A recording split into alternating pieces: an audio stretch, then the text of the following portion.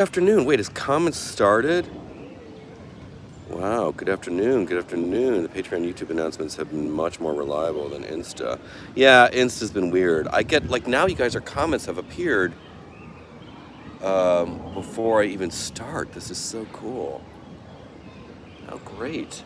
The things I discover on a daily basis. Wow! Um, let's see. Announcement. I'm going to be on this coming Friday. What is that date? The 7th? At 5 p.m. live. I am honored to be Don Lemon's guest on the Don Lemon Show. So that'll be really fun. I'm so impressed with what he's doing. And maybe we'll talk about that on his show. Because Don is someone who, yeah, it's interesting. He's kind of out on his own because he has the benefit of having established a brand, a name, a reputation with the platform of CNN for all those years, right? And then, he's got credibility, he's got sway, right? So because of that, Don Lemon can attract and command, names, heavy hitters for guests. And now I'm one. No. No, but I think Don is a great example of like how one could play this wisely. Let me just add an adverb there. How one could wisely play this media landscape shakeup that we're in the middle of. And he's kind of doing his own thing. He has got what Scott Galloway, he is using what Scott Galloway talked about in last week's No Mercy, No Malice agency. He's using his agency to kind of just be his own little empire, because you don't have to go through gatekeepers. Don could conceivably do all of this with a microphone and an iPhone. Like, he's got a team, of course, working for him. What I'm curious about is if he got investors or if he's just bootstrapping this, kind of paying for it on his own. Anyway, so I would say to anybody who is interested in working in media, although I think it would be helpful to have the experience of working for a company so you can see and be exposed to the mechanics and the inner workings of how a media company works and how it's run and all of that. But in terms of getting your blast out there, look at Mr. Beast. He's the perfect example. He was a teenager with a YouTube channel, and look at him now. Still with a YouTube channel, but I forget what his insane production budget is, and they pull down like $700 or $800 million a year. Like, it's crazy. So people on Patreon are doing really well. People are doing well with Substacks. And some are doing subscriber only, some are doing just advertising, some are doing a hybrid, like Airmail, although that's not a one-man shop, that's a whole company, but like Airmail is subscriber and advertiser, it's a mix. So if you're looking to put your message together and do your own little media thing, now is a better time, and tomorrow is going to be even better. And then the day after that's going to be even better. Like, it gets better every day. What a great time. You just have to not be lazy, because it is work. It's not this vacation. I got to go back and do work for myself and work for other people. So,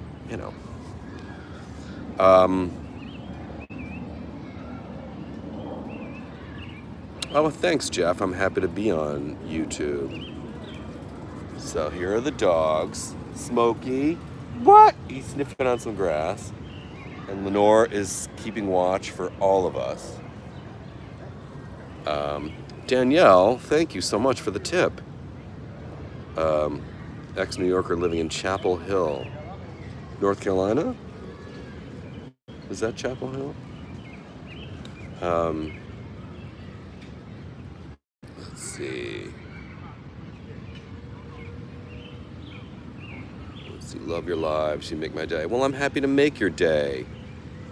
Thank you so very much.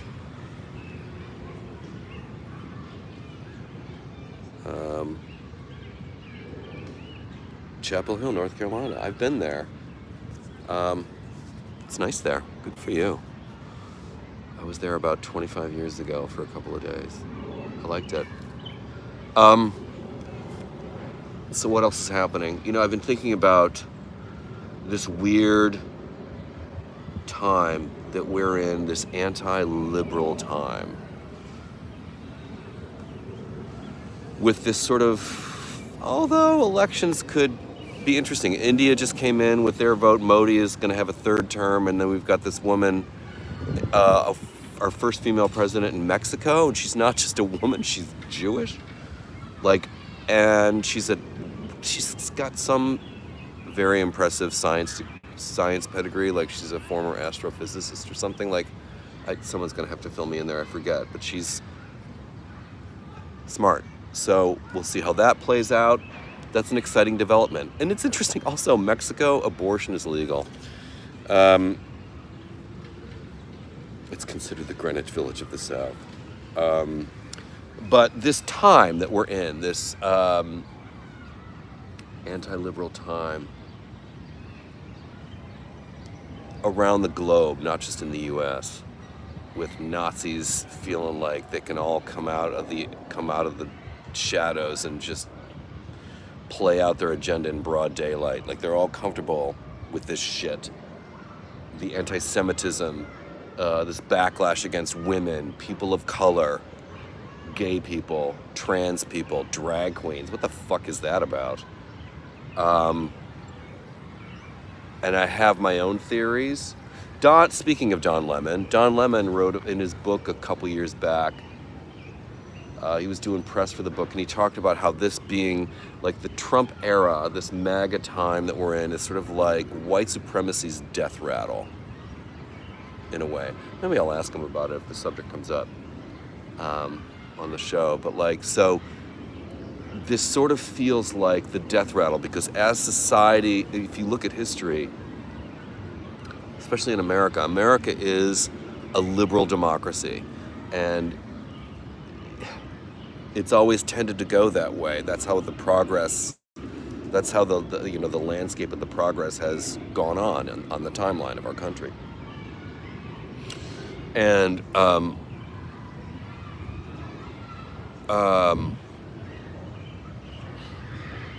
so this last-ditch effort, it almost feels like, of lashing out at groups that are getting traction or have been getting traction, and then expressing this grievance or victimhood around it. I'm talking about, progress made by Jews, black people, gay, the LGBT, I don't know how many letters are in it now, but LGBTQ, I, A, F, G, X, Y, Z, fucking, people of color, I said that right, women.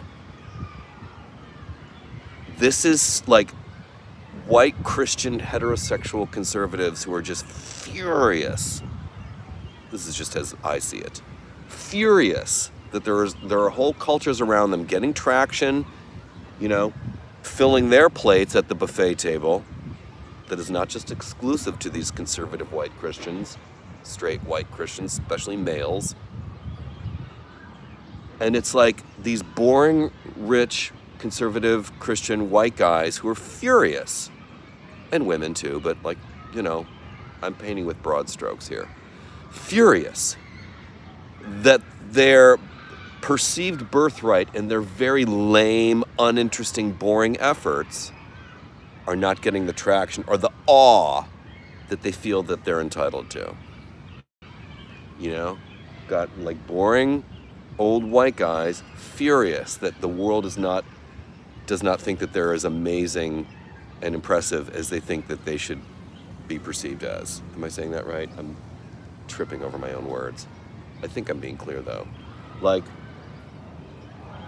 Sorry, gay people and drag queens are interesting and they're funny, and you're not. You're gonna have to work a little bit harder to make your jokes land. Women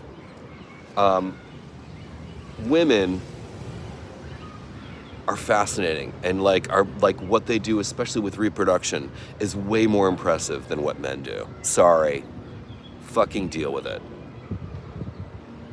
People of color, it's these, and also these people of color, women, gay people, who have been oppressed for so long, and we have had to be a little more resourceful and work a little harder to be more interesting and to not just survive, but to thrive, you know. And as a result, we have garnered, or I would say, achieved over time, over generations, you know, a culture of being, I don't know how else to say it, of being more interesting, of being more clever, of being funnier, better at music, better athletes. Again, I'm painting with broad strokes here. So now that we're getting in on some money, I loved it when, like, for example, RuPaul was on the cover of, was it Architectural Digest? And RuPaul's mansion out in LA. Stunning fucking mansion. I was like, gay, black, drag queen, and this is the house that drag built. I was like, fucking get it. Get it, RuPaul. Like that. Not that, like, Christian white conservatives are reading Architectural Digest, but the concept of that would make their heads explode. This triple sinner achieved so much. That's why one of the reasons I love RuPaul. But anyway, back to the point, and then I gotta wrap this up because I'm going on too long. But, like, this is a time where traditionally straight, white, Christian, usually dudes, but not always dudes, like, their tricks and birthrights are not working as they used to, as well as they used to. They're slipping, they're not getting traction, and they're frustrated and furious about it. We got to get these women back under our control. These black people are a little too uppity. Gays, we don't want them out in the open. Like, all this culture of grievance, resentment, victimhood, you know, and the rest of us who have been, like, I've been assaulted for being gay, and I got off real easy. We're like, welcome, bummer, dude. Welcome to the party of struggle. You're gonna have to work a little bit harder. You know? Sorry that the world doesn't think that, sorry the world is not as in awe of you as you think we should be. We're not as impressed with you as you think we should be. Elon Musk? Oh my God, here's my favorite, and then I'm gonna go. But, like, remember when Elon Musk was with our friend Andrew Ross Sorkin on Deal Book, and he famously told advertisers to go fuck themselves? I think I've talked about this before. It feels familiar coming out of my mouth. Go look at the tape. It's on YouTube. When Elon Musk said, go fuck yourselves, he paused for applause that never came. And he was shocked. Watch the tape. Elon Musk, on the stage with Andrew Ross Sorkin at DealBook last year, told advertisers to go fuck themselves. And he paused for a laugh and applause, accolades that never came. The audience was like, excuse me, what the fuck did you just say? And then he repeated himself as if to say, guys, this is your cue to laugh. Go fuck yourselves. I'm going to say it again. And then there was this sort of tepid, like, that is old, rich, straight white guys going like, well, I'm amazing. I need you to be like, no. And we're just like, sorry, the drag queens over here are actually a little bit more fun. The trans people have struggled a little bit. And granted, they're like less than 2% of our population, but, like, their stories are interesting. Your story isn't. Sorry. These black people over there, their stories, their story's way more interesting. Sorry. You're not that funny. And, you know, your soda cracker white Nazi types are, like, kind of losing their grip on, you know, at the peak of the food chain, and they're kind of like slipping down the hill, and they're furious. I think that's what this is about. Anyway, I'll take some comments as I get off my soapbox. Who hurt you? Drag queens are super fun, please.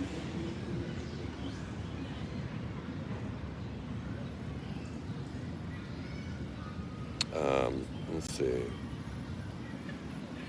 Hey, Jim Halepo, who hurt you? Yeah, Musk put his foot in his mouth. Progress, creativity, diversity is diversity is good for everybody. Thank you.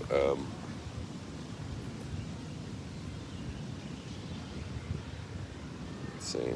Happy Pride. Thanks, Cindy. Yeah.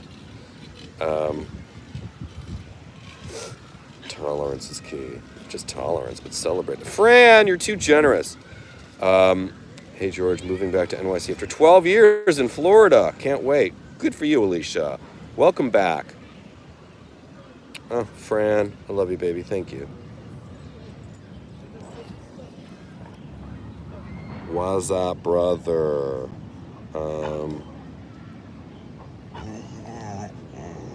Drag queens have the best trout. What's wrong, Lenore? I'm gonna get a little kiss here. Oh my God, why are you so uppity? Everything's great. We have such a nice life. Look at her. Isn't she beautiful? This is my baby girl. She's everything. She's everything. She's crazy and she's such an asshole. But she's everything.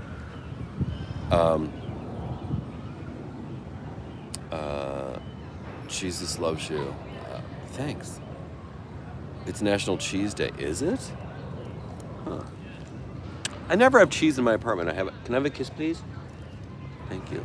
I never have cheese in my apartment. I sometimes have it when I'm out, but where did I do it? I had this recipe for a great salad that called for feta, and I thought I would try this plant-based feta from Fresh Direct. It was really good. It was really good. It was really good, plant-based feta. Am I gay? Yes. Are we about to get in a fight about that? Are you about to give me some shit and be stupid? Please, make my day. Please make my day. Yeah, I'm gay. Please, say something about it. God, man, the YouTube audience can be a little weird. Thanks, Stacy. Look at my baby girl. Look at her. Look at her. So anyway, it's still top of the month. What is today? The 4th? Yeah. Hey there, George. Loved your thoughts on uniforms the other day. Thoughts on establishing one from the ground up, figuring out what's best for you? Start with shoes. I started by kind of looking at style idols and models that I really appreciated and aspired. I think of Steve McQueen, Cary Grant, James Bond, kind of 007 aesthetics, that kind of uniform.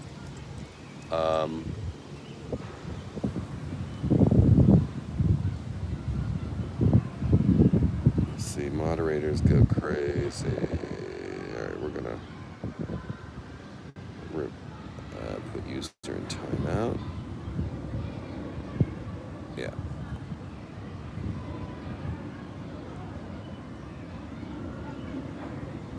Let's see. Happy Patreon subscriber here. Thanks. God, I'm talking way too long, but I want to establishing from a uniform from the ground up. Start with shoes. I started with really good wingtips and chukka boots. Get some good jeans, but I'm a big believer in the navy suit. Get a navy blazer.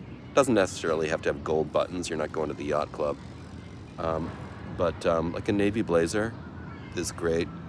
Get it all tailored. Yeah. I hope that's sort of helpful. Dream car?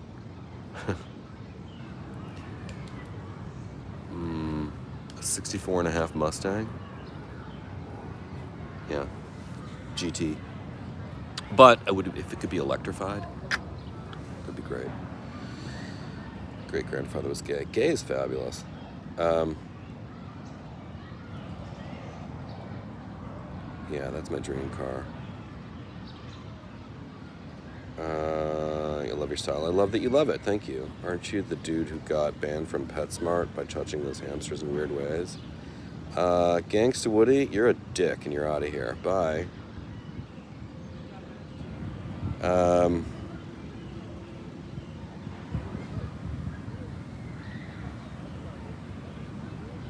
Yeah.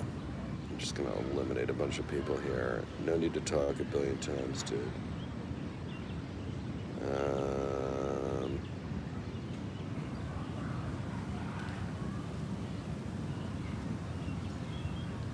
God, man, YouTube gets weird. My dream car is the Subway.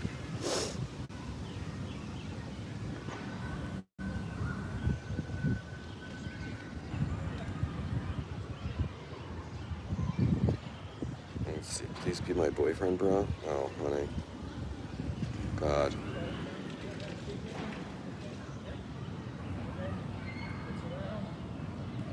Anyway, all right, I'm gonna call it a day. Thanks for chiming in. Love you guys, and yeah, we'll see you tomorrow. All right, have a great day. Thanks for watching. All right, guys, bye.